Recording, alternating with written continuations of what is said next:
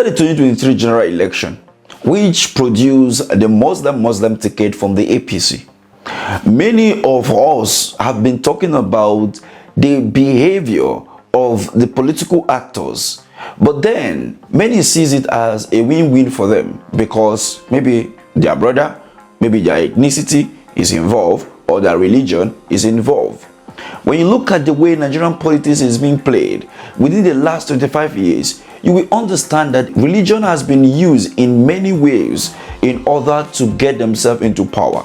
And when they make use of religion and ethnicity, they tend to dump those people that they have used in order to achieve their purpose of getting into power. Now, the NSAS protest came on board on the 1st of August, which lasted for 10 days. And after that, we have been seeing, Northern Cabals now calling on Peter Obi to join force with Atiku Abubakar in order for him to, snatch power from Bola Ahmed Tinubu.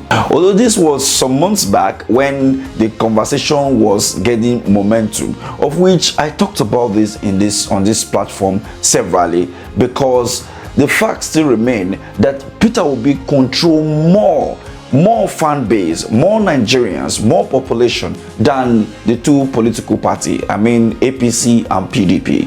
But in as much as INEC results shows that the Labour Party counterpart and PDP had equal of 66 million votes, which comprises of, in total, comes together to be 12 million votes.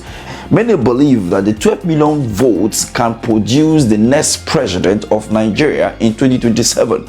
But the question still remains among the hearts of some beloved Nigerians, which is those people calling for the merger between Atiku and Peter Obi, were they not part of the problem that has befallen Nigeria within the last 25 years of the return of democracy and even during the military era?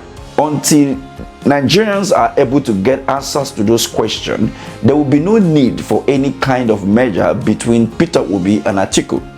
Many Nigerians hold this opinion that those who are bastardizing the economy and the political structure of Nigeria are still those calling for the merger. When you look at the people that surround themselves with Atiku Abubakar, let's not forget also that I did a video here where I talk about the miscalculation of Atiku, which means that his political career might have ended in 2015. I've seen many people come for me because that's what kind of narrative is that. But when you look at it and look at the current permutation for 2027, you agree with me completely that he made a wrong choice. And those around him and those cabals who are calling on Peter Obi now to join force with Atiku are also technically also making some wrong move as well. In as much as this is politics, and we should all understand the fact that in politics sometimes you do with the good and the bad in order to get to power, and that comes when you are so desperate to become a leader in the country in whichever capacity. But then if you look at it carefully from the angle of someone coming into power from a righteous point of view, you will believe me that it is more idealistic than realistic, because when you look at the whole global politics, you will understand that there have never been this person whom present himself to be more holy than other politicians that finally emerge as a candidate and then win that election eventually. Someone will argue that in South Africa it happened from Nelson Mandela, but the truth of the matter is that there were some deals that they have to cut in order for that to happen. And don't forget that there was a real battle from other nations of Africa, especially Nigeria, in order for South Africa to gain her liberation before Nelson Mandela eventually became.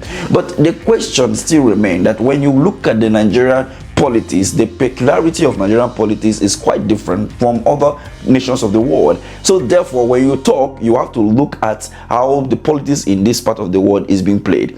Having said that, it is worthy of note at this point that if Peter Obi ever wants to be the president of Nigeria, there are two things that they have to do. One, stay where he is by not joining any political alliance with anybody.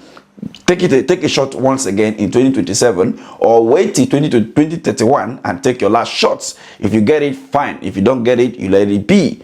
And the other one is to compromise. Compromise in this level means that the obident tickets can no longer fly in 2027. Therefore, he has to look out for someone who can command population and be more radical from the northern region, especially people like Kwankwaso, people like Erufai, people like, some radical people, if actually you want to seize power away from this ruling opposition, but or progressive Congress. But the question still remains: is it about snatching power or bringing development to the nation?